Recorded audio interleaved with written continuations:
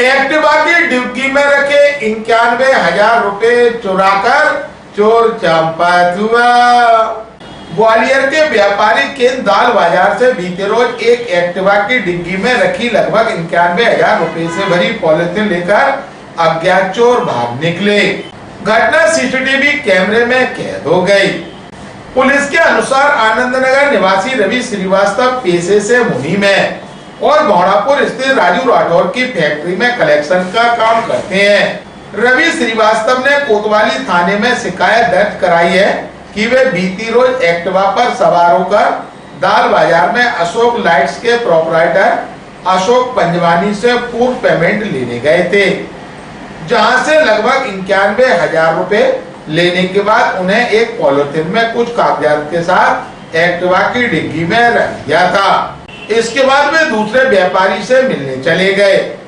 व्यापारी से मिलकर जब वे वापस लौटे और उन्होंने एक्टिवा की डिग्गी में देखा तो रुपयों से भरी पॉलिथीन उसमें से गायब थी।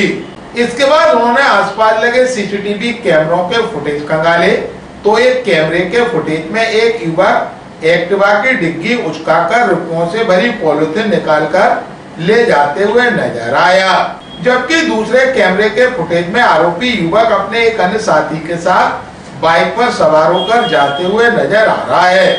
पुलिस ने फैक्ट्री के मुनीम की शिकायत पर अज्ञात चोर के खिलाफ मामला दर्ज कर लिया।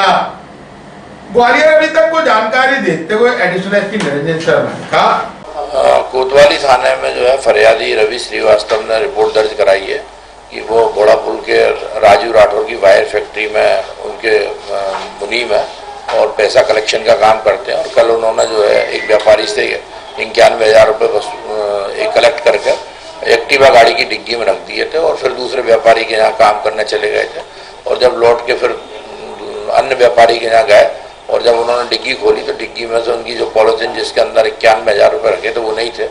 उनकी रिपोर्ट पर से जो है VNS एक्ट की धारा 303(2) के तहत सी के तहत चोरी का अपराध पंजीबद्ध किया गया। प्रकरण में विवेचना की जा रही है। सीसीटीवी फुटेज के आधार पर जल्दी से जल्दी आरोपी की शिनाख्त की जाएगी और आरोपी को गिरफ्तार कर राशि बरामद